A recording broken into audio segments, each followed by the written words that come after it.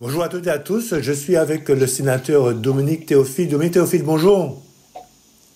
Oui, bonjour, les auditeurs du PIGE.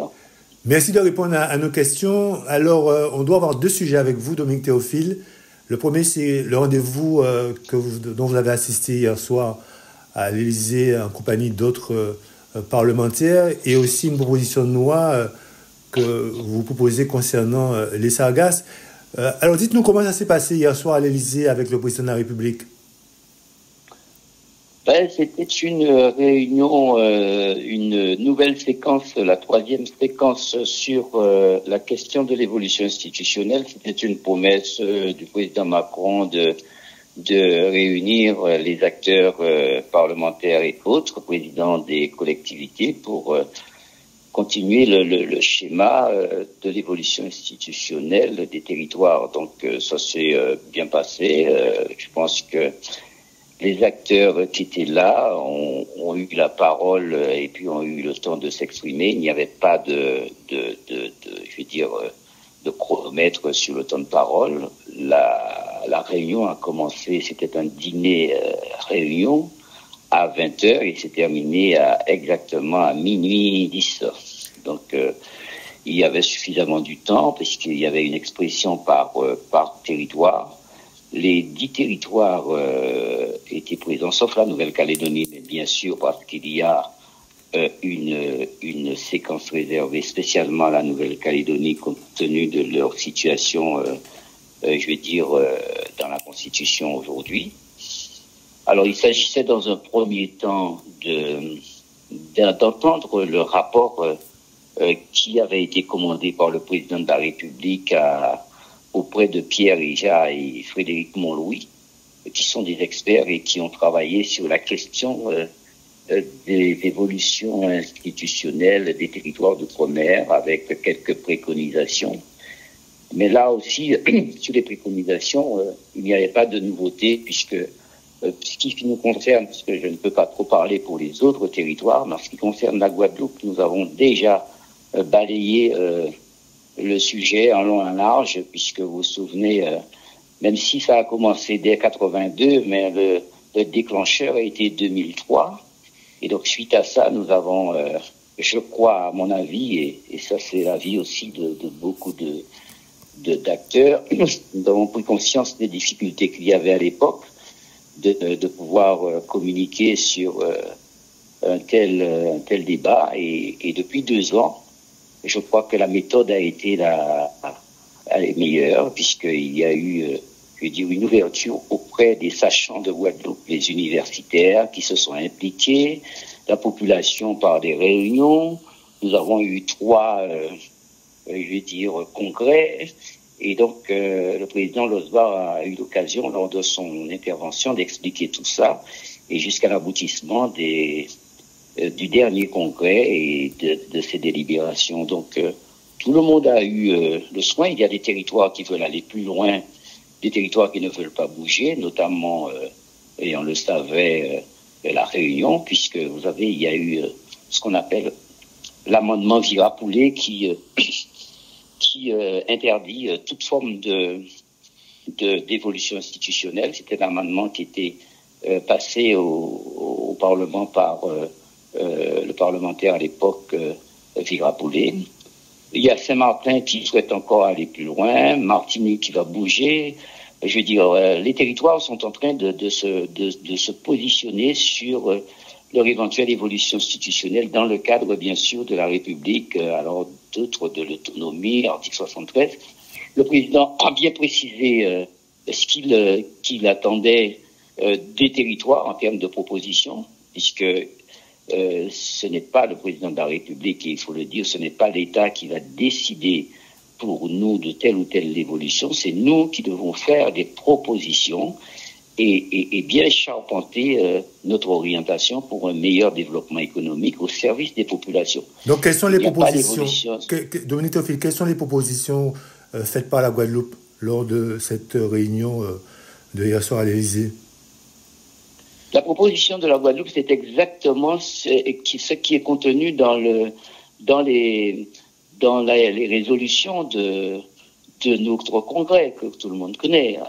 Avancer sur une collectivité unique, avoir un pouvoir normatif et avoir une liberté, je dirais une maîtrise sur notre fiscalité, ce qui est le nœud de la guerre, la fiscalité, pour avoir tous les moyens possibles pour engager le développement économique surtout.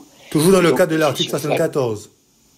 C'est dans le cadre de l'article 74, mais on ne parle plus d'article aujourd'hui, et même le président a fait une avancée et une réflexion qui peut aboutir très rapidement, une fongibilité des articles, puisque il a bien compris que quand on parle des numéros d'articles, ça froisse parfois à tort, ça froisse l'idée qu'il n'y aura pas, d'article 73, mais une fongibilité sur un article et avec des gradations. C'est-à-dire, il y aurait un article qui serait, à la disposition et chacun prendra, c'est comme une boîte à outils. Et même, il a précisé qu'on pourrait créer un article 78 pour la Nouvelle-Calédonie. Vous comprenez que tout est ouvert et parfois selon, dans les discussions politiques qu'on fait dans le pays, un peu sur les territoires, on se fait des idées, on se met des barrières à nous-mêmes en disant qu'on ne peut pas faire ça puisque la Constitution ne fait pas ça. La preuve a été faite hier soir où le président pense et dit que tout est possible dès lors qu'il y a une réforme constitutionnelle. On peut choisir à la carte ce qu'on veut. Alors, le plus souvent, le politique se donne des barrières, on se sent spécialiste de tout, mais la vraie vérité, c'est que une fois que les conditions sont réunies pour modifier la Constitution, si le président choisit de le faire, c'est le moment de peaufiner des évolutions à la carte. Et ça aussi, cette discussion a été entamée. Mais Dominique Théophile, à supposer que le président de la République souhaite faire une réforme constitutionnelle, on n'est pas parti pour très longtemps. Non, parce que ce qui a été bien dans cette réunion pour une fois, ça n'a pas été une réunionnite, quoi. Je veux dire, un calendrier a été arrêté. Dès la semaine prochaine, le président de la République demandera à ses équipes d'y travailler sérieusement et nous aurons une idée très claire à partir de janvier 2026. Et donc, vous voyez que on n'est pas parti pour des années. On est parti c'est au pas de charge, là, que les choses vont se faire parce que ce n'est pas la première rencontre, c'est la 3e rencontre. Et ce n'est pas un fait nouveau pour la Guadeloupe. Ça fait 20 ans, je crois 22 ans, après 2003, que nous sommes là. Donc, si on part pour quelques années encore, ce sera une ère arlésienne. Et donc, par conséquent, je crois que les conditions sont réunies, que ce soit la situation de la France aujourd'hui, la situation économique et de mouvement qui a changé. Donc, si on ne le fait pas rapidement aujourd'hui, eh ben, c'est une génération qui va la faire et on ne sera pas dans le même format, certainement. Très bien. Dominique Théophile, votre actualité aussi, c'est une proposition de loi concernant les sargasses. Vous pouvez nous en dire davantage? Eh bien, vous le savez, puis Daniel, tu le sais, j'ai eu la question des sargasses pour Dominique Théophile, pour moi, date de 2018. Nous, les gens parlaient des sargasses, mais parlaient un petit peu des sargasses de 2012, ce qui nous arrivait. Et 2018, c'est un tournant. Vous vous souvenez, à l'arrivée du ministre Nicolas Hulot en Guadeloupe, et au travers de son passage, j'avais eu une mission gouvernementale. C'est une commande qui avait été faite par le Premier ministre Édouard Philippe à l'international, où la feuille de route était de mieux connaître le phénomène, de faire des propositions sur le ramassage, sur le stockage et sur la transformation, en fait, une forme de benchmark avec les pays de la Caraïbe, puisque nous sommes dans cette grande Caraïbe, et ce sont ces pays-là qui sont touchés. Et donc, j'avais fait 32 préconisations, en passant par je me suis transporté au Quintanao, à Cancun, à Saint-Domingue et à tous les petits pays de la Caraïbe pour analyser. Souviens-toi, Daniel, à l'époque, on voyait sur Internet des gens qui faisaient des barbecues avec des sargasses et on nous disait en Guadeloupe, mais pourquoi vous ne faites pas ça? On nous montrait des objets, on nous disait, mais pourquoi vous ne faites pas ça et ça? Et on pensait qu'on pouvait tout faire tout naturellement avec des sargasses.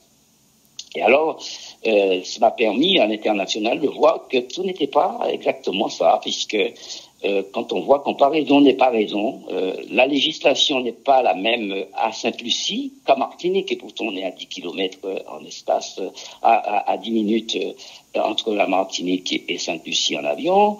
Dans la Caraïbe, le sous-sol n'est pas protégé comme en Europe et surtout en France. Le principe de précaution n'existe pas, le sous-sol est sacré, et quand le niveau de connaissance sur la matière sargasse en termes de sanitaire n'est pas le même niveau qu'en dans la Caraïbe, nous, on ne peut pas, fouiller un trou dans la nappe et déposer les sargasses, tandis qu'en Caraïbe, à Sainte-Lucie, ils font des fosses, ils mettaient des sargasses à l'époque, en 2018, quand je suis passé.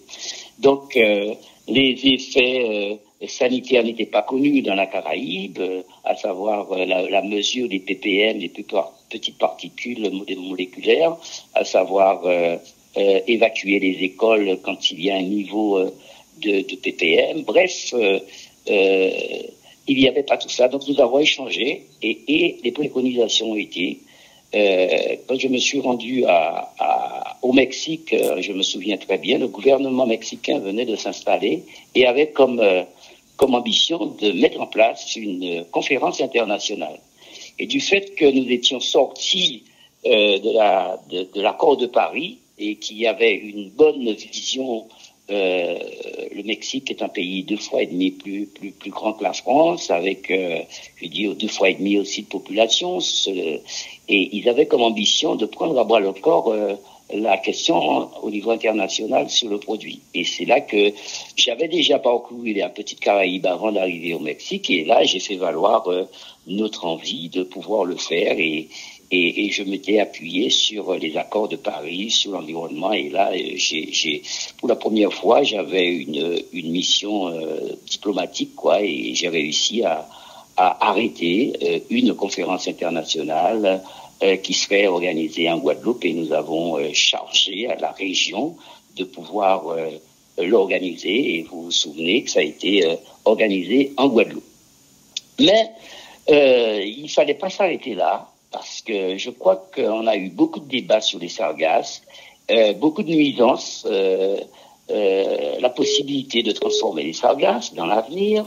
On a eu aussi une connaissance beaucoup plus poussée des sargasses et de leur provenance, puisque souviens-toi aussi, on disait que ça venait de la déforestation de l'Afrique seulement. Alors moi je dis avec du recul, ce n'est pas, c'est pas que la déforestation, loin de là, c'est un phénomène multifactoriel. Qui est à la fois, vous savez, l'élévation de la température de l'océan, les nutriments, la modification de la courantologie. Bref, le phénomène a muté, et il y a des perspectives pour demain, il y a aussi des dégâts pour aujourd'hui. Mais moi, je veux me consacrer aujourd'hui, pas sur les perspectives aujourd'hui, mais sur les dégâts que ça pourrait causer. Et c'est d'où vient l'idée de faire bouger les choses et de préparer ce qu'on appelle dans le jargon chez nous une PPL, une proposition de loi émanante de parlementaires.